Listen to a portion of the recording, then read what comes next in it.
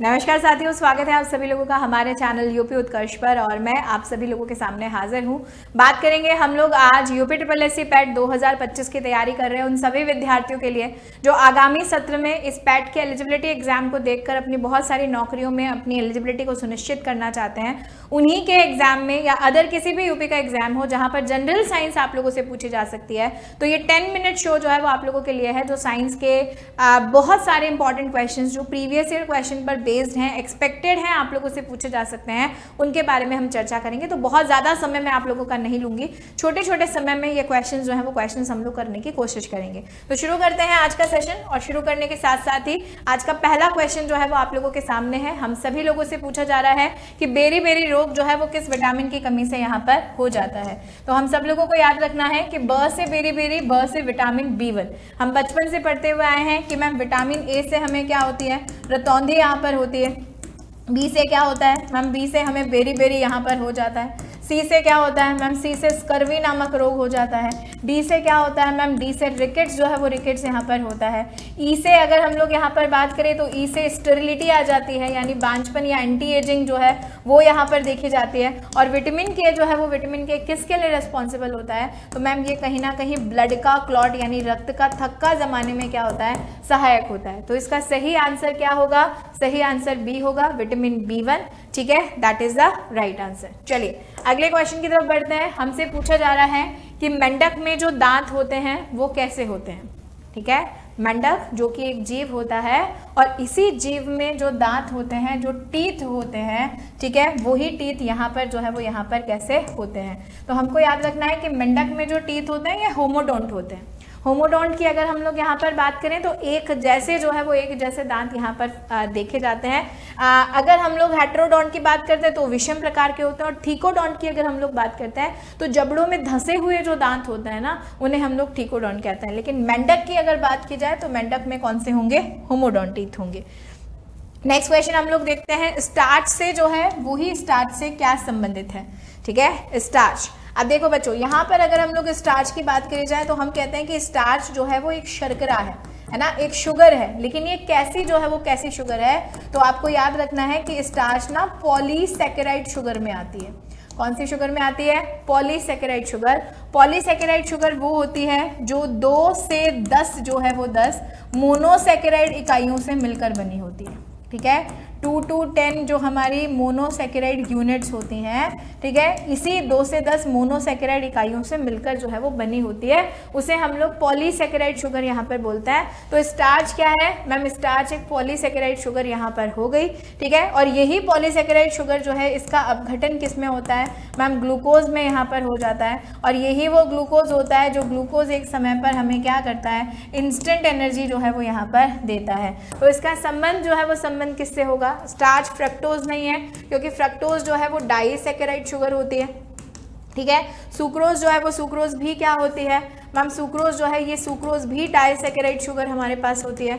और गैलेक्टोज जो है ये गैलेक्टोज कैसी होती है मैम, गैलेक्टोज मोनोसैकेराइड शुगर हमारे पास यहाँ पर होती है। लेकिन स्टार्च जो है स्टार्च का संबंध सीधे ग्लूकोज से है, क्योंकि ये अपघटित होकर जो है वो ग्लूकोज में ही परिवर्तित होती है।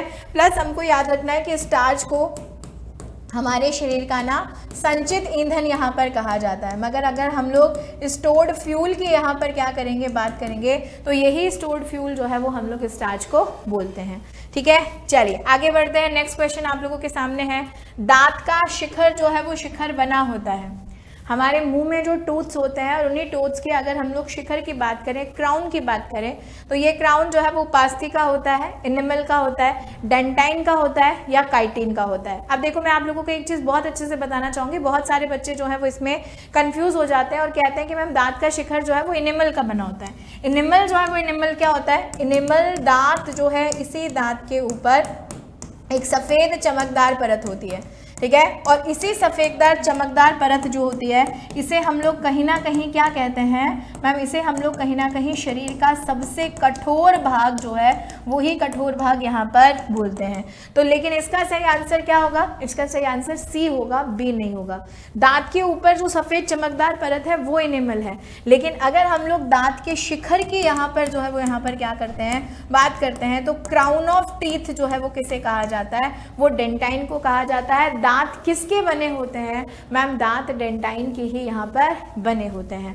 ठीक है, चलो आगे बढ़ते हैं। नेक्स्ट क्वेश्चन आप लोगों के सामने है, आपसे पूछा जा रहा है कि स्कर्वी रोग जो होता है, यही स्कर्वी रोग किस विटामिन की कमी से होता है। Scurvy disease is caused by deficiency of this vitamin. तो अभी अभी हम लोगों ने पढ़ा था कि मैम विटामिन सी जो है, सी से स्कर्वी हो जाता है। ठीक है, सी से स्कर्वी, ऐसे याद कर लो, नहीं याद होता।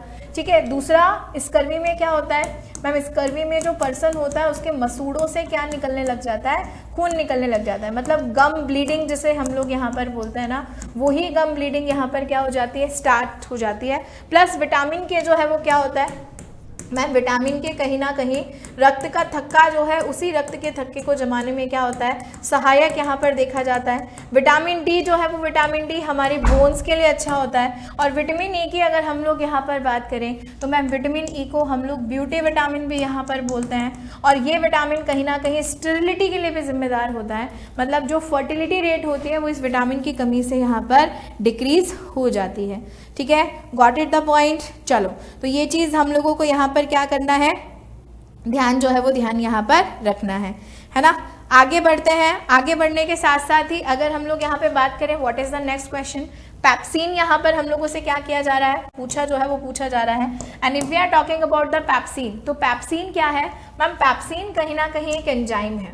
ठीक है, पैप्सिन क्या है, पैप्सिन एक एंजाइम है। और ये एंजाइम कहाँ पे पाया जाता है, तो मैम ये एंजाइम हमारे स्टमक में पाया जाता है, यानी हमारा अमाशय जो है समाशय में उपस्थित होता है। प्लस अमाशय में उपस्थित होने के साथ साथ ही अमाशय में गैस्ट्रिक जूस जो है, उसी गैस्ट्रिक जूस से निकलने के साथ साथ ही किसके पाचन में सहायक होता है, तो मैम प्रोटीन की अगर हम लोग यहाँ पर बात करें तो ये प्रोटीन के डाइजेशन में यूजफुल होगा।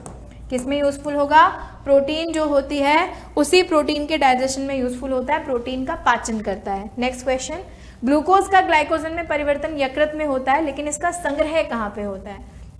ठीक है, तो आपको याद रखना है कि ग्लूकोज ग्लाइकोजन में बदलता लिवर में है, और जहां बदलता है वहीं पर स्टोर हो जाता है।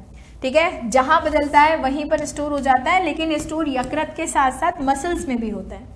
ठीक है, यकृत जो है उसी यकृत के साथ साथ मसल्स में भी होता है, यानी मसल्स में भी इस ग्लाइकोजन का संग्रह होता है, और लिवर जो है वहाँ पे स्टोरेज होता ही है। और ग्लाइकोजन आप सभी लोग जानते हैं कि ग्लाइकोजन को हम स्टोर्ड फूड बोलते हैं, कि जब हम ज़्यादा एनर्जी कंज्यूम कर लेते हैं तो उस एनर्जी को ग्लाइकोजन में चेंज करके जो है वो क्या किया जाता है, बदला जाता है। ठीक है, तो सी यहाँ पर राइट आंसर हो जाएगा। और ग्लाइकोजन एक पॉलीसेकेराइड शुगर है, ध्यान रखिएगा।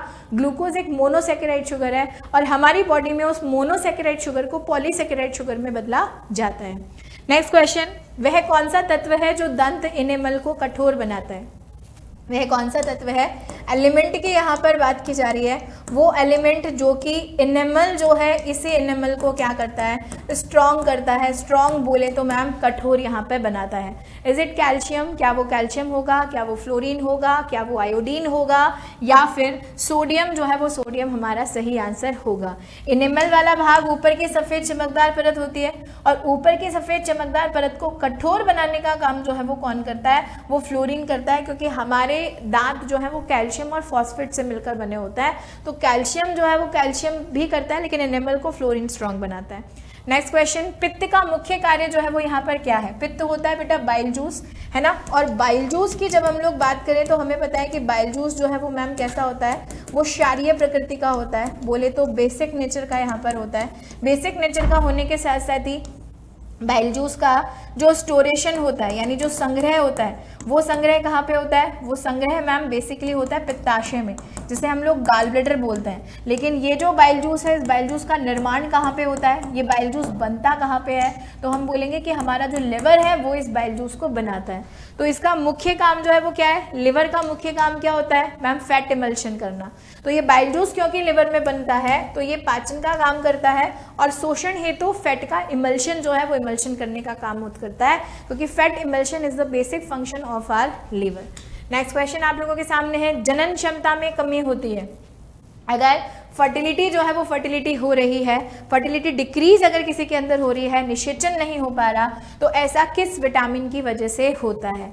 ठीक है, तो हम सब लोगों को पता है कि मैम विटामिन ई को जहां हम लोग ब्यूटी विटामिन बोलते हैं, वहीं इस ब्यूटी विटामिन की कमी से जो है वो कमी से क्या होता है मैम, कमी से ना एंटी एजिंग भी हो जाती है। एंटी एजिंग का मतलब होता है उम्र से पहले बुढ़ापा आना, ठीक है।